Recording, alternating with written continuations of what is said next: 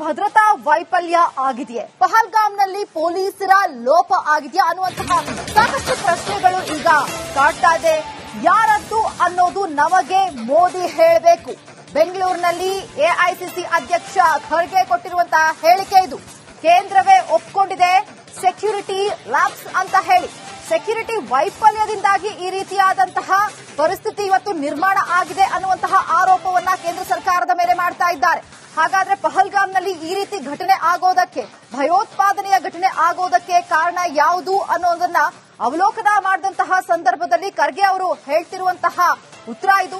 ಪಹಲ್ಗಾಮ್ನಲ್ಲಿ ಭದ್ರತಾ ವೈಫಲ್ಯ ಆಗಿದೆಯಾ ಅನ್ನುವಂತಹ ಪ್ರಶ್ನೆ ಕೇಳಿದಂತಹ ಸಂದರ್ಭದಲ್ಲಿ ಪೊಲೀಸರ ಲೋಪ ಆಗಿದೆಯಾ ಹಾಗಾದ್ರೆ ಅನ್ನುವಂತಹ ಪ್ರಶ್ನೆಗೆ ಯಾರ್ದು ಅನ್ನೋದು ಕೇಂದ್ರ ಸರ್ಕಾರಕ್ಕೆ ಗೊತ್ತು, ಮೋದಿಗೆ ಗೊತ್ತು ಅನ್ನುವಂತಹ ಉತ್ತರವನ್ನ ಕೊಟ್ಟಿದ್ದಾರೆ. ಬೆಂಗಳೂರಿನಲ್ಲಿ ಎಐಸಿಸಿ ಅಧ್ಯಕ್ಷ ಕೊಟ್ಟಿರುವಂತಹ ರಿಯಾಕ್ಷನ್ ಇದು. ಕೇಂದ್ರವೇ ಒಪ್ಪಿಕೊಂಡಿದೆ ಈಗ ಆಲ್ರೆಡಿ ಸೆಕ್ಯೂರಿಟಿ ಲ್ಯಾಪ್ಸ್ ಆಗಿದೆ ಅಂತ ಹೇಳಿ ನಿರ್ಣಯ ಇದರಿಂದ ಒಳ್ಳೇದಾಗ್ತದೆ ಅಂತ ತೆಗೆದುಕೊಂಡಿದ್ದಾರೆ. ದೇಶದ ವಿಷಯ ಬಂದಾಗ, ದೇಶದ ರಕ್ಷಣೆ ಬಗ್ಗೆ ಯಾವುದೇ ವಿಚಾರ ಬಂದಾಗ ಆಲೋಚನೆಯನ್ನ ಮಾಡಿ ಈಗ ಅವ್ರನ್ನ ವಶಕ್ಕೆ ತೆಗೆದುಕೊಂಡು ವಿಚಾರಣೆಯನ್ನ ಮಾಡ್ತಾ ಇದ್ದಾರೆ.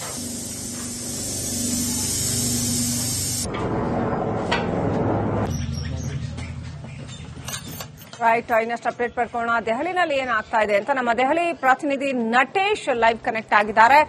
ನಟೇಶ್, ಒಂದ್ ಕಡೆ ಜಮ್ಮು ಕಾಶ್ಮೀರದಲ್ಲಿ ಸೇನಾ ಸಿಬ್ಬಂದಿ ಏನೇನು ಕ್ರಮ ಕೈಗೊಳ್ಳಬೇಕೋ ಕೈಗೊಳ್ತಾ ಇದ್ದಾರೆ. ಕೂಂಬಿಂಗ್ ಆಪರೇಷನ್ ನಡೀತಾ ಇದೆ.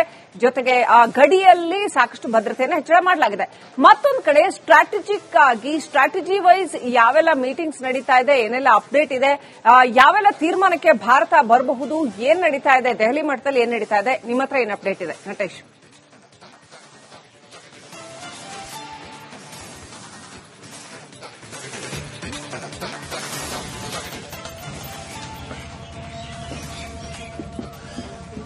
ಶ್ರೀಲಕ್ಷ್ಮಿ, ಬಹಳ ಪ್ರಮುಖವಾಗಿ ಈಗ ಪಾಕಿಸ್ತಾನದ ಹೇಳಿಕೆಗಳನ್ನ ಗಮನಿಸಿದಂತಹ ಸಂದರ್ಭದಲ್ಲಿ ಈಗ ಮತ್ತೆ ಕೇಂದ್ರ ಸರ್ಕಾರ ಅಲರ್ಟ್ ಆಗ್ತಾ ಇದೆ ಎನ್ನುವಂಥದ್ದು ಬಹಳ ಪ್ರಮುಖವಾಗಿ ಅಮಿತ್ ಶಾ ಇರಬಹುದು, ಹಾಗೇನೆ ಕೇಂದ್ರದ ಸಚಿವರುಗಳಿಗೆ ಈಗಾಗಲೇ ನರೇಂದ್ರ ಮೋದಿ ಅವರು ಕೂಡ ಹಲವು ಸೂಚನೆಗಳನ್ನ ಕೊಟ್ಟಿದ್ದಾರೆ.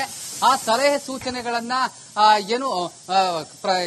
ಯಾವುದೇ ರೀತಿಯಾದಂತಹ ಗೊಂದಲ ಆಗದ ರೀತಿಯಲ್ಲಿ ನಿರ್ವಹಣೆ ಮಾಡೋದಕ್ಕೆ ಕೇಂದ್ರ ಸಚಿವರುಗಳು ಕೂಡ ತಮ್ಮ ಅವಕಾಶವನ್ನ ಕೂಡ ಕೇಳಿದ್ರು. ಹೀಗಾಗಿ ಎಲ್ಲಾ ಮಟ್ಟದಲ್ಲೂ ಕೂಡ ಪಾಕಿಸ್ತಾನದ ವಿರುದ್ಧ ಯಾವ ರೀತಿಯಾದಂತಹ ತೀರ್ಮಾನಗಳನ್ನು ತೆಗೆದುಕೊಳ್ಳಬೇಕು ಎನ್ನುವಂತಹ ನಿಟ್ಟಿನಲ್ಲಿ ಸಾಕಷ್ಟು ಚರ್ಚೆಗಳಾಗ್ತಾ ಇದೆ. ಇಲ್ಲಿ ಬಹಳ ಪ್ರಮುಖವಾಗಿ ಪಾಕಿಸ್ತಾನಕ್ಕೆ ಈಗಾಗಲೇ ಸಿಂಧೂ ನದಿಯ ನೀರನ್ನ ಬಿಡದೇ ಇರಬಾರದು ಎನ್ನುವಂತಹ ನಿಟ್ಟಿನಲ್ಲಿ ಏನು ಆದೇಶವನ್ನ ಮಾಡಿದ್ದಾರೆ, ಒಂದು ತೀರ್ಮಾನವನ್ನ ಕೈಗೊಂಡ್ರು. ತದನಂತರದಲ್ಲಿ ಈಗ ಪಾಕಿಸ್ತಾನ ಅದಕ್ಕೆ ರಿಯಾಕ್ಷನ್ ಅನ್ನ ಕೊಟ್ಟಿರೋದ್ರಿಂದ ಮತ್ತೆ ಪಾಕಿಸ್ತಾನದ ಈ ನಡವಳಿಕೆಯ ಬಗ್ಗೆ ಮತ್ತಷ್ಟು ಚರ್ಚೆ ಆಗ್ತಾ ಇದೆ. ಯಾಕಂದ್ರೆ ಭಾರತ ತೆಗೆದುಕೊಂಡಂತಹ ನಿರ್ಧಾರ ಅದು ಜಲಮಾರ್ಗದ ಮೂಲಕ, ಅಂದ್ರೆ ಜಲಯುದ್ಧವನ್ನ ಆರಂಭ ಮಾಡುವ ಮೂಲಕ ಒಂದು ಹಂತದಲ್ಲಿ ಪಾಕಿಸ್ತಾನಕ್ಕೆ ದೊಡ್ಡ ಮಟ್ಟದ ಒಂದಷ್ಟು ವಿರೋಧವನ್ನ ವ್ಯಕ್ತಪಡಿಸುವಂತಹ ಕೆಲಸವನ್ನ ಭಾರತ ಮಾಡಿರೋದ್ರಿಂದ ಪಾಕಿಸ್ತಾನಕ್ಕೆ ಇದರಿಂದ ಒಂದಷ್ಟು ನಡುಕ ಹುಟ್ಟು ಹಾಕಿಕೊಂಡಿದೆ ಅಂತ ಹೇಳಬಹುದು. ಯಾಕಂದ್ರೆ ಪ್ರಮುಖವಾಗಿ ಈಗಾಗಲೇ ಪಾಕಿಸ್ತಾನದ ಪ್ರಧಾನಿ ಹೇಳುವಂತೆ ಸಿಂಧೂ ನದಿಯ ನೀರು ಬೇಕೇ ಬೇಕು ಎನ್ನುವಂತಹ ನಿಟ್ಟಿನಲ್ಲಿ ಮಾತನಾಡ್ತಾ ಇದ್ದಾರೆ. ಅದೊಂದು ಜೀವನಾಡಿ ಎನ್ನುವಂತಹ ಮಾತನಾಡ್ತಾ ಇದ್ದಾರೆ. ಹಾಗಾಗಿ ಇಡೀ ಪಾಕಿಸ್ತಾನಕ್ಕೆ ಇದೊಂದು ದೊಡ್ಡ ಮಟ್ಟದ ತೊಂದರೆಯಾಗುವಂತಹ ಎಲ್ಲಾ ಸಾಧ್ಯತೆಗಳು ಇದೆ. ಹಾಗಾಗಿ ಪಾಕಿಸ್ತಾನದ ಹೇಳಿಕೆಗಳು ಕೂಡ ಇದೇ ರೀತಿಯಾಗಿ ಇರತಕ್ಕಂಥದ್ದು. ಇನ್ನು ಕೂಂಬಿಂಗ್ ವಿಚಾರ ಇರಬಹುದು, ಹಾಗೇನೆ ಕಾಶ್ಮೀರದಲ್ಲಿ ನಡೀತಾ ಇರತಕ್ಕಂತಹ ಬೆಳವಣಿಗೆಗಳ ಬಗ್ಗೆ ಈಗಾಗಲೇ ಎಲ್ಲಾ ಮಾಹಿತಿಯನ್ನ ಕೂಡ ಕೇಂದ್ರ ಸರ್ಕಾರ ಪಡೆದುಕೊಳ್ತಾ ಇದೆ. ಪ್ರಮುಖವಾಗಿ ಅಮಿತ್ ಶಾ 1-to-1 ಮಾತುಕತೆಗಳನ್ನ ಕೂಡ ಸೇನೆಯ ಅಧಿಕಾರಿಗಳ ಜೊತೆ ಮಾತನಾಡ್ತಾ ಇರತಕ್ಕಂಥದ್ದು. ಯಾಕಂದ್ರೆ ಈಗಾಗಲೇ 175 ಜನರನ್ನ ಈ ಒಂದು ಕಾಶ್ಮೀರ ಪ್ರದೇಶ ಏನಿದೆ, ಕಾಶ್ಮೀರ ಹಾಗೂ ಜಮ್ಮು ಈ ಎರಡೂ ಪ್ರದೇಶಗಳಲ್ಲಿ ಪ್ರಮುಖವಾಗಿ 175 ಜನರನ್ನ ಬಂಧನ ಮಾಡಿರತಕ್ಕಂತಹ ವಿಚಾರ ಕೂಡ ಈಗ ಕೇಂದ್ರ ಸರ್ಕಾರಕ್ಕೆ ಎಲ್ಲಾ ವಿಚಾರಗಳನ್ನು ಕೂಡ ಅಲ್ಲಿಯ ಮಾಹಿತಿಯನ್ನ ತೆಗೆದುಕೊಳ್ತಾ ಇದೆ. ಯಾಕಂದ್ರೆ ಪ್ರಮುಖವಾಗಿ ಒಂದು ಆರೋಪ ಕೇಳಿ ಬಂದಿದ್ದು, ಅಲ್ಲಿಯ ಸ್ಥಳೀಯರು ಅಂದ್ರೆ ಪೆಹಲ್ಗಾಮ್ನಲ್ಲಿ ನಡೆದಂತ ಘಟನೆ ಏನಿದೆ ಆ ಘಟನೆಗೆ ಅಲ್ಲಿಯ ಸ್ಥಳೀಯರು ಒಂದು ಸಹಾಯವನ್ನ ಮಾಡಿದ್ರು, ಜೊತೆ ಇಂಡೈರೆಕ್ಟ್ಲಿ ಸಹಾಯವನ್ನ ಉಗ್ರರಿಗೆ ಅಥವಾ ಅಲ್ಲಿ ಬಂದಂತವರಿಗೆ ಮಾಡಿದ್ರು ಎನ್ನುವಂತ ಆರೋಪ ಕೇಳಿ ಬಂದ ಹಿನ್ನೆಲೆ ಅಲ್ಲಿ ಏನು ಕಾರ್ಯಾಚರಣೆಯನ್ನ ದೊಡ್ಡ ಮಟ್ಟದಲ್ಲಿ ಶುರು ಮಾಡಿದ್ರು. ಏನು ಕಾರ್ಯಾಚರಣೆ ಶುರು ಮಾಡಿದಂತಹ ಸಂದರ್ಭದಲ್ಲಿ ಸಾಕಷ್ಟು ಜನರನ್ನ ಬಂಧಿಸುವಂತಹ ಕೆಲಸವನ್ನ ಸೇನೆ ಮಾಡ್ತಾ ಇದೆ. ಇದರಲ್ಲಿ ಯಾವುದೇ ಮುಲಾಜಿಲ್ಲ. ಯಾಕಂದ್ರೆ ಕೇಂದ್ರ ಸರ್ಕಾರ ಅಷ್ಟು ದಿಟ್ಟ ನಿರ್ಧಾರವನ್ನ ಕೈಗೊಂಡು ಸೇನೆಗೂ ಕೂಡ ಸಾಕಷ್ಟು ತಾಕೀತನ್ನ ಮಾಡಿದೆ. ಮುಂದಿನ ದಿನಗಳಲ್ಲಿ ಏನು ಯಾವುದೇ ರೀತಿಯಾದಂತಹ ವೈಫಲ್ಯತೆಗಳು ಆ ಒಂದು ಸೇನಾ ಪಡೆಗಳಲ್ಲಿ ಆಗಬಾರದು ಎನ್ನುವಂತಹ ನಿಟ್ಟಿನಲ್ಲಿ ಮತ್ತಷ್ಟು ಸೇನೆಯನ್ನ ಅಲ್ಲಿಗೆ ನಿಗದಿಪಡಿಸುವಂತಹ ಕೆಲಸವನ್ನ ಕೂಡ ಏನು ಸೇನಾ ಮುಖ್ಯ ಅಧಿಕಾರಿಗಳು ಕೂಡ ಮಾಡಿರ್ತಕ್ಕಂಥದ್ದು. ನಿನ್ನೆಯಷ್ಟೇ ಏನು ಸೇನಾ ಅಧಿಕಾರಿಗಳು ಭೇಟಿ ಕೊಟ್ಟಂತಹ ಸಂದರ್ಭದಲ್ಲಿ ಈ ಎಲ್ಲಾ ಪರಿಶೀಲನೆಯನ್ನ ಮಾಡಿ ನಿನ್ನೆಯಷ್ಟೇ ಏನು ಕೇಂದ್ರಕ್ಕೆ ಅದರ ವರದಿಯನ್ನ ಕೂಡ ಕೊಟ್ಟಿರ್ತಕ್ಕಂಥದ್ದು. ಮುಂದಿನ ದಿನಗಳಲ್ಲಿ ಪಾಕಿಸ್ತಾನವನ್ನ ಎದುರಿಸುವಂತಹ ಎಲ್ಲಾ ಕೆಲಸಗಳು ಕೂಡ ಆಗಬೇಕು. ಅದು ಒಂದು ರೀತಿಯಲ್ಲ, ರಾಜತಾಂತ್ರಿಕವಾಗಿ ಒಂದು ಕಡೆ ಆದ್ರೆ ಮತ್ತೊಂದು ಕಡೆ ಸೇನಾಪಡೆ ಅಂದ್ರೆ ಬಾರ್ಡರ್ ಇಶ್ಯೂಗಳೇನಿದೆ, ಬಾರ್ಡರ್ ನಲ್ಲೂ ಕೂಡ ಐ ಅಲರ್ಟ್ ಮಾಡುವಂತಹ ಕೆಲಸವನ್ನ ಕೇಂದ್ರ ಸರ್ಕಾರ ಮಾಡ್ತಾ ಇದೆ. ಹಾಗಾಗಿ ಭೂಮಾರ್ಗ ಇರಬಹುದು, ಜಲಮಾರ್ಗ ಇರಬಹುದು, ಹಾಗೆಯೇ ವಾಯುಮಾರ್ಗ, ಮೂರು ಮಾರ್ಗಗಳಲ್ಲೂ ಕೂಡ ಪಾಕಿಸ್ತಾನದ ವಿರುದ್ಧ ಯಾವ ರೀತಿಯಾದಂತಹ ಕ್ರಮಗಳನ್ನು ಕೈಗೊಳ್ಳಬೇಕು ಎನ್ನುವಂತಹ ಹಲವು ಚರ್ಚೆಗಳು ಇಲ್ಲಿ ಆಗ್ತಾ ಇದೆ. 1 by 1 ಎಲ್ಲಾ ತೀರ್ಮಾನಗಳನ್ನ ಕೈಗೊಂಡು ಪಾಕಿಸ್ತಾನಕ್ಕೆ ಒಂದು ರೀತಿ ಪಹಲ್ಗಾಮ್ನಲ್ಲಿ ಭದ್ರತಾ ವೈಫಲ್ಯ ಆಗಿದೆಯೇ, ಪಹಲ್ಗಾಮ್ನಲ್ಲಿ ಪೊಲೀಸರ ಲೋಪ ಆಗಿದೆಯಾ ಅನ್ನುವಂತಹ ಸಾಕಷ್ಟು ಪ್ರಶ್ನೆಗಳು ಈಗ ಕಾಡ್ತಾ ಇದೆ. ಯಾರದ್ದು ಅನ್ನೋದು ನಮಗೆ ಮೋದಿ ಹೇಳಬೇಕು. ಬೆಂಗಳೂರಿನಲ್ಲಿ ಎಐಸಿಸಿ ಅಧ್ಯಕ್ಷ ಖರ್ಗೆ ಕೊಟ್ಟಿರುವಂತಹ ಹೇಳಿಕೆ ಇದು. ಕೇಂದ್ರವೇ ಒಪ್ಪಿಕೊಂಡಿದೆ ಸೆಕ್ಯೂರಿಟಿ ಲ್ಯಾಬ್ಸ್ ಅಂತ ಹೇಳಿ. ಸೆಕ್ಯೂರಿಟಿ ವೈಫಲ್ಯದಿಂದಾಗಿ ಈ ರೀತಿಯಾದಂತಹ ಪರಿಸ್ಥಿತಿ ಇವತ್ತು ನಿರ್ಮಾಣ ಆಗಿದೆ ಅನ್ನುವಂತಹ ಆರೋಪವನ್ನ ಕೇಂದ್ರ ಸರ್ಕಾರದ ಮೇಲೆ ಮಾಡ್ತಾ ಇದ್ದಾರೆ. ಹಾಗಾದ್ರೆ ಪಹಲ್ಗಾಮ್ನಲ್ಲಿ ಈ ರೀತಿ ಘಟನೆ ಆಗೋದಕ್ಕೆ, ಭಯೋತ್ಪಾದನೆಯ ಘಟನೆ ಆಗೋದಕ್ಕೆ ಕಾರಣ ಯಾವುದು ಅನ್ನೋದನ್ನ ಅವಲೋಕನ ಮಾಡಿದಂತಹ ಸಂದರ್ಭದಲ್ಲಿ ಖರ್ಗೆ ಅವರು ಹೇಳ್ತಿರುವಂತಹ ಉತ್ತರ ಇದು. ಪಹಲ್ಗಾಮ್ನಲ್ಲಿ ಭದ್ರತಾ ವೈಫಲ್ಯ ಆಗಿದೆಯಾ ಅನ್ನುವಂತಹ ಪ್ರಶ್ನೆ ಕೇಳಿದಂತಹ ಸಂದರ್ಭದಲ್ಲಿ ಪೊಲೀಸರ ಲೋಪ ಆಗಿದೆಯಾ ಹಾಗಾದ್ರೆ ಅನ್ನುವಂತಹ ಪ್ರಶ್ನೆಗೆ ಯಾರ್ದು ಅನ್ನೋದು ಕೇಂದ್ರ ಸರ್ಕಾರಕ್ಕೆ ಗೊತ್ತು, ಮೋದಿಗೆ ಗೊತ್ತು ಅನ್ನುವಂತಹ ಉತ್ತರವನ್ನ ಕೊಟ್ಟಿದ್ದಾರೆ. ಬೆಂಗಳೂರಿನಲ್ಲಿ ಎಐಸಿಸಿ ಅಧ್ಯಕ್ಷ ಕೊಟ್ಟಿರುವಂತಹ ರಿಯಾಕ್ಷನ್ ಇದು. ಕೇಂದ್ರವೇ ಒಪ್ಪಿಕೊಂಡಿದೆ ಇದು ಆಲ್ರೆಡಿ ಸೆಕ್ಯೂರಿಟಿ ಲ್ಯಾಬ್ಸ್ ಆಗಿದೆ ಅಂತ ಹೇಳಿ ನಿರ್ಣಯ ಇದರಿಂದ ಒಳ್ಳೇದಾಗ್ತದೆ ಅಂತ ತೆಗೆದುಕೊಂಡಿದ್ದಾರೆ. ದೇಶದ ವಿಷಯ ಬಂದಾಗ, ದೇಶದ ರಕ್ಷಣೆ ಬಗ್ಗೆ ಯಾವುದೇ ವಿಚಾರ ಬಂದಾಗ ಆಲೋಚನೆಯನ್ನ ಮಾಡಿ ಈಗ ಅವ್ರನ್ನ ವಶಕ್ಕೆ ತೆಗೆದುಕೊಂಡು ವಿಚಾರಣೆಯನ್ನ ಮಾಡ್ತಾ ಇದ್ದಾರೆ.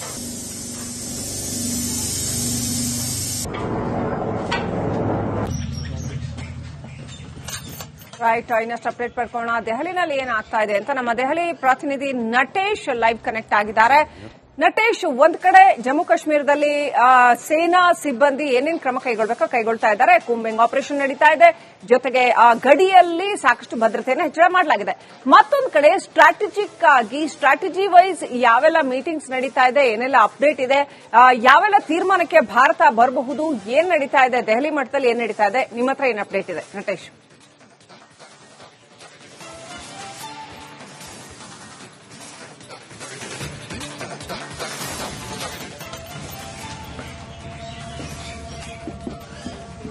ಶ್ರೀಲಕ್ಷ್ಮಿ, ಬಹಳ ಪ್ರಮುಖವಾಗಿ ಈಗ ಪಾಕಿಸ್ತಾನದ ಹೇಳಿಕೆಗಳನ್ನ ಗಮನಿಸಿದಂತಹ ಸಂದರ್ಭದಲ್ಲಿ ಈಗ ಮತ್ತೆ ಕೇಂದ್ರ ಸರ್ಕಾರ ಅಲರ್ಟ್ ಆಗ್ತಾ ಇದೆ ಎನ್ನುವಂಥದ್ದು. ಬಹಳ ಪ್ರಮುಖವಾಗಿ ಅಮಿತ್ ಶಾ ಇರಬಹುದು, ಹಾಗೇನೆ ಕೇಂದ್ರದ ಸಚಿವರುಗಳಿಗೆ ಈಗಾಗಲೇ ನರೇಂದ್ರ ಮೋದಿ ಅವರು ಕೂಡ ಹಲವು ಸೂಚನೆಗಳನ್ನ ಕೊಟ್ಟಿದ್ದಾರೆ. ಆ ಸಲಹೆ ಸೂಚನೆಗಳನ್ನ ಏನು ಯಾವುದೇ ರೀತಿಯಾದಂತಹ ಗೊಂದಲ ಆಗದ ರೀತಿಯಲ್ಲಿ ನಿರ್ವಹಣೆ ಮಾಡೋದಕ್ಕೆ ಕೇಂದ್ರ ಸಚಿವರುಗಳು ಕೂಡ ತಮ್ಮ ಅವಕಾಶವನ್ನ ಕೂಡ ಕೇಳಿದ್ರು. ಹೀಗಾಗಿ ಎಲ್ಲಾ ಮಟ್ಟದಲ್ಲೂ ಕೂಡ ಪಾಕಿಸ್ತಾನದ ವಿರುದ್ಧ ಯಾವ ರೀತಿಯಾದಂತಹ ತೀರ್ಮಾನಗಳನ್ನು ತೆಗೆದುಕೊಳ್ಳಬೇಕು ಎನ್ನುವಂತಹ ನಿಟ್ಟಿನಲ್ಲಿ ಸಾಕಷ್ಟು ಚರ್ಚೆಗಳಾಗ್ತಾ ಇದೆ. ಇಲ್ಲಿ ಬಹಳ ಪ್ರಮುಖವಾಗಿ ಪಾಕಿಸ್ತಾನಕ್ಕೆ ಈಗಾಗಲೇ ಸಿಂಧೂ ನದಿಯ ಏನು ನೀರನ್ನ ಬಿಡದೇ ಇರಬಾರದು ಎನ್ನುವಂತಹ ನಿಟ್ಟಿನಲ್ಲಿ ಏನು ಆದೇಶವನ್ನ ಮಾಡಿದ್ದಾರೆ, ಒಂದು ತೀರ್ಮಾನವನ್ನ ಕೈಗೊಂಡ್ರು.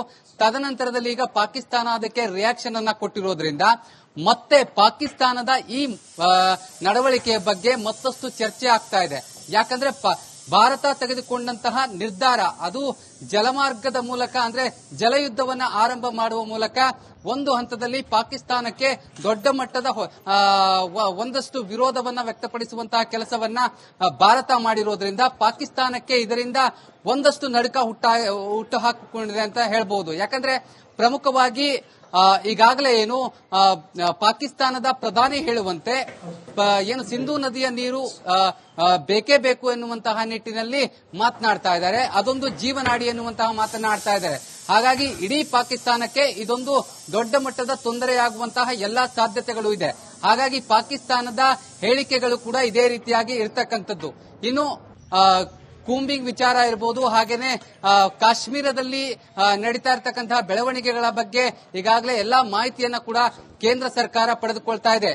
ಪ್ರಮುಖವಾಗಿ ಅಮಿತ್ ಶಾ 1-to-1 ಮಾತುಕತೆಗಳನ್ನ ಕೂಡ ಏನು ಸೇನೆಯ ಅಧಿಕಾರಿಗಳ ಜೊತೆ ಮಾತನಾಡ್ತಾ ಇರತಕ್ಕಂಥದ್ದು. ಯಾಕಂದ್ರೆ ಈಗಾಗಲೇ 175 ಜನರನ್ನ ಈ ಒಂದು ಕಾಶ್ಮೀರ ಪ್ರದೇಶ ಏನಿದೆ, ಕಾಶ್ಮೀರ ಹಾಗೂ ಜಮ್ಮು ಈ ಎರಡೂ ಪ್ರದೇಶಗಳಲ್ಲಿ ಪ್ರಮುಖವಾಗಿ 175 ಜನರನ್ನ ಬಂಧನ ಮಾಡಿರತಕ್ಕಂತಹ ವಿಚಾರ ಕೂಡ ಈಗ ಕೇಂದ್ರ ಸರ್ಕಾರಕ್ಕೆ ಎಲ್ಲಾ ವಿಚಾರಗಳನ್ನು ಕೂಡ ಅಲ್ಲಿಯ ಮಾಹಿತಿಯನ್ನ ತೆಗೆದುಕೊಳ್ತಾ ಇದೆ. ಯಾಕಂದ್ರೆ ಪ್ರಮುಖವಾಗಿ